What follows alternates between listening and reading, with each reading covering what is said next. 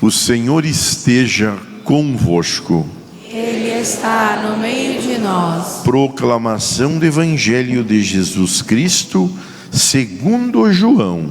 Glória a vós, Senhor. Naquele tempo disse Jesus: em verdade vos digo, quem não entra no redil das ovelhas pela porta, mas sobe por outro lugar, é ladrão e assaltante. Quem entra pela porta é o pastor das ovelhas. A esse o porteiro abre, e as ovelhas escutam a sua voz. Ele chama as ovelhas pelo nome e as conduz para fora. E depois de fazer sair todas as que são suas, caminha à sua frente, e as ovelhas o seguem, porque conhecem a sua voz, mas não seguem a um estranho. Antes fogem dele, porque não conhecem a voz de estranhos. Jesus contou-lhes esta parábola, mas eles não entenderam o que ela queria dizer. E então Jesus continuou: em verdade vos digo, eu sou a porta das ovelhas. Todos aqueles que vieram antes de mim são ladrões e assaltantes, mas as ovelhas não o escutaram. Eu sou a porta. Quem entrar por mim será salvo. Quem entrará e sairá e encontrará pastagem. O ladrão só vem para roubar, matar e destruir. Eu vim para que tenham vida e a tenham em abundância. Palavra da salvação. Glória a vós, Senhor. Podeis sentar.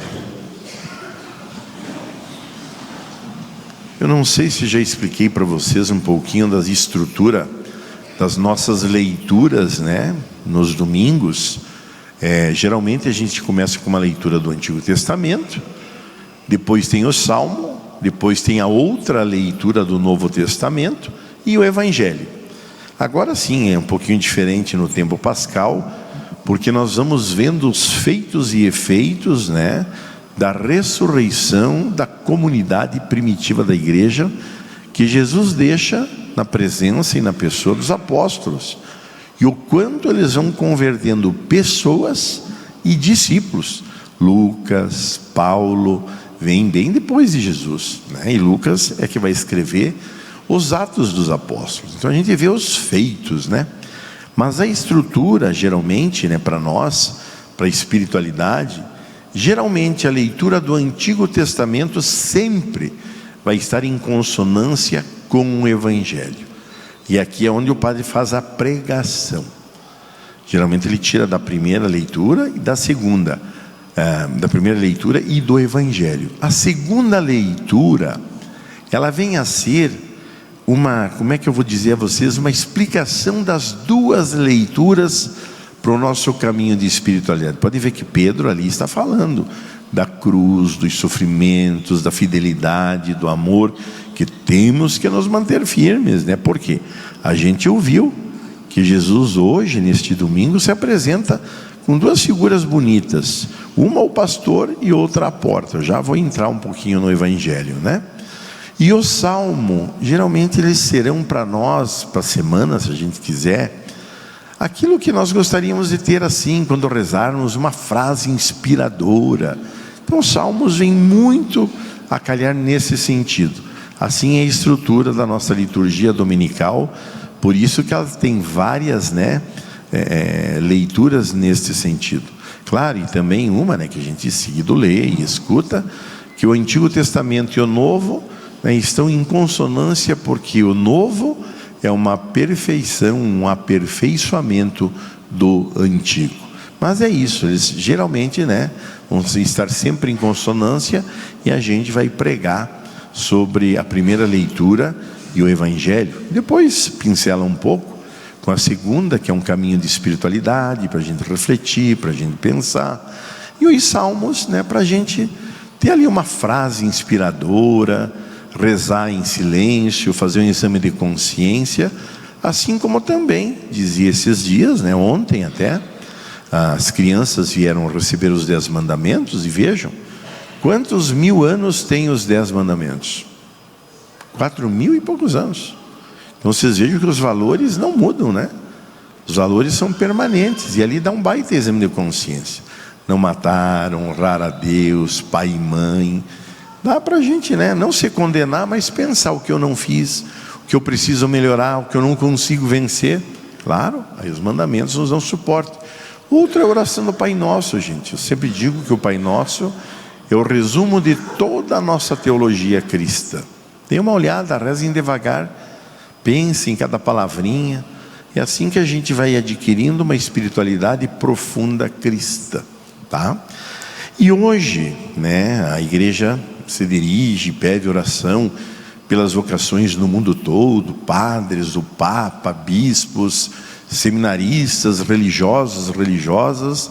Até daqui a pouquinho, lá na cidade de Palotina, o diácono Leandro, né, que era irmão palotino até esses dias, aí se ordenou o diácono e hoje está às 9h30 na igreja São Vicente Palotti de Palotina, se ordenando presbítero da igreja, né? Mais tarde nós teremos os dois nossos, um vocês já conheceram, que é o Guilherme, que vai vir aqui algumas vezes, e também o Guilherme ainda não veio, quem veio foi o Henrique, né? Que virá algumas vezes, e o Guilherme também. No mês de setembro ele terá 2 ou 3 celebrações aqui na comunidade, onde a gente, né, Gilmar e Benedita, ontem Dona Geni, nós instituímos aí a pastoral vocacional, também, né, você, Keila e Paulo, que agora estão aí com os acólitos, né? Até agradecer ao José, vi ele, o José por aí, está lá para o fundo. Onde é que está, José? Levante a mão.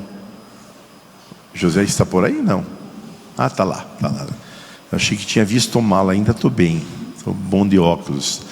E os acólitos agora ganharam a cruz, ganharam o turíbulo novo, as tochas, né, que são aquelas velas que vêm ao lado, que tem um suporte para que não caia sobre os nossos acólitos a cera, né? Os ministros sabem bem quando tem que pegar o círio pascal de uma hora para outra, voa a cera, às vezes no nariz dos ministros, né? E queima e machuca, né?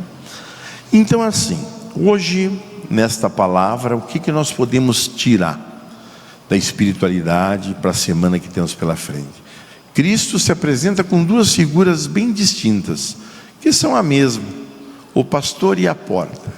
Só que o pastor, no mundo antigo palestino, gente, não é aquela figura amável com que Jesus diz, né?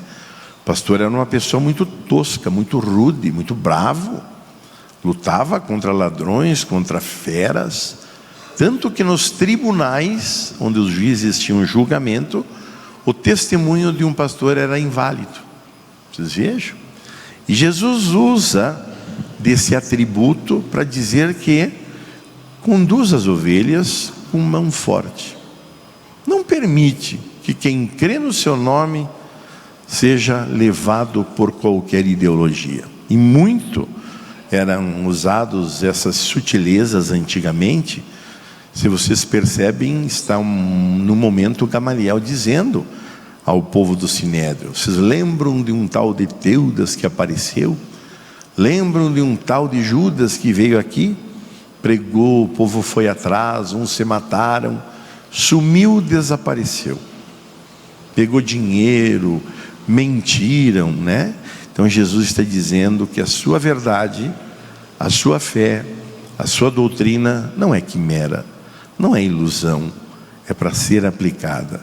Por isso que ele fez milagres em vida e continua fazendo depois. Não é uma história que veio para ficar uns dias e desaparecer nas primeiras tempestades, ao contrário. E aí essa segunda figura da porta é interessante. Jesus diz isso: quem bate será aberto, quem pede será dado, quem procura vai achar. É isso. Quando a gente se põe neste caminho de Deus, nessa luz que é Jesus, a nossa vida nunca tende a piorar, sempre a melhorar. E eu digo sempre que até os nãos de Deus nos salvam, nos ajudam, nos elevam. E aqui Jesus vai dizendo isso, que nós vivemos num mundo dilacerado, ainda hoje. Olha, a religião às vezes é usada pela política, por padres que não têm intenção profunda, por pessoas de má fé, por chefes religiosos complicados, não só católicos, né, que usam às vezes a religião para o terror, para oprimir, para machucar, para afastar as pessoas de Jesus. Não, a fé é para aproximar. E numa ocasião eu fui numa estância onde tinham as ovelhas, para entender um pouquinho mais sobre esta parábola. E é interessante, cheguei lá, tinha várias ovelhas, claro, fechadas, bem arrumadas, né? Chamei, nenhuma deu bola.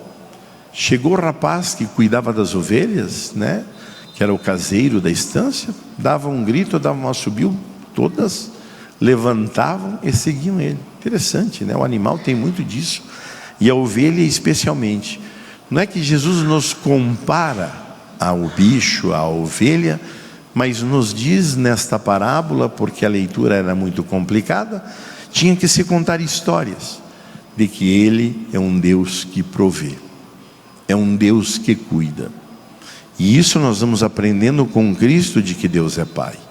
Jesus sempre diz isso, que Deus quer a vida nossa, mas não uma vida simples, mas uma vida de abundância, onde o ser humano possa viver em paz, viver consigo, ser solidário. Por isso que o cristão não é aquele que pega em armas, aquele que mata, aquele que divide, aquele que é violento. Nunca, gente. Nós nunca iríamos ouvir isso de Cristo, jamais. Ah, mas hoje não. Jesus é um pontífice da paz. É aquilo que a gente vai ver com o Papa Leão XIV pela África. Trump e outros queriam que ele pegasse o lado político. Ele vai dizer: não, eu sou anunciador do Evangelho e um homem da paz, e vou lutar por ela até o fim do meu pontificado. Não tenho nada a dizer, não sou político. Se excedeu, se blasfemou, ou fez alguma coisa errada, sim, aí talvez eu diga alguma coisa, mas fora isso não, porque Deus é Pai, e Deus também pune quando a gente se desvia. Diz Jesus: quem entra pela porta é meu, quem não entra já está condenado, né? Então nós cristãos, cada missa, temos o poder de fazer esta experiência na Eucaristia, como, né, nós experimentamos o Cristo pela palavra, e aqueles que podem, né, pela palavra e pela Eucaristia, um só pela palavra, não tem problema. O fato de vir e estar no templo, de ouvir a palavra de Deus, já é um alimento em Cristo. E esse Cristo vai se tornando para nós, ao longo da vida, caminho, verdade e vida em abundância, aonde, como cristãos e cristãs, desde o dia do nosso batizado, ontem eu batizei um pequenino, né? Bonito, apresentado pelos pais e os padrinhos, inseridos no coração de Jesus desde pequeno. Somos missionários, não esqueçamos disso, anunciadores da luz, anunciadores da paz, anunciadores da vida. É o que o Sírio nos lembrou no Sábado Santo. Cristo, luz do mundo e sal da terra. Até o Vinícius me lembrou ontem eu não tinha percebido. Eu fazia de vez em quando, depois a gente foi pedido que não se fizesse, né, o sal sobre a criança, porque alguns pequeninos dão alergia. Então a igreja pediu, mas ali a gente reza junto, na mesma oração da luz, quando dá a vela ao padrinho, né, que aquele menino ou aquela menina se tornem sal da terra e luz do mundo. Então, avante todos nós, que esta Eucaristia nos entusiasme, nos anime, nos conforte na esperança, na alegria e na busca pela paz e na vivência de sermos bons cristãos.